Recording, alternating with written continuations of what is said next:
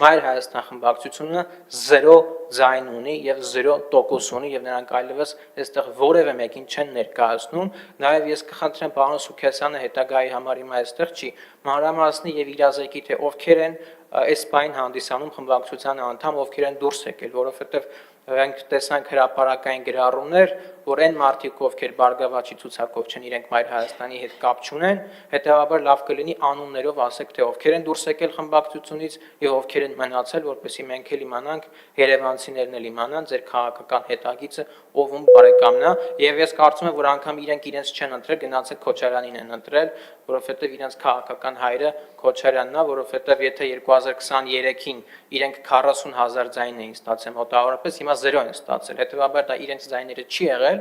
եւ իրենք ինչպես 23 թվականին են 0 եղել, այնպես էլ հիմա են 0։ Շնորհակալություն։ Հավանիչ տեսանյութը եւ բաժանորդագրվիչ նորությունները բաց չթողնելու համար։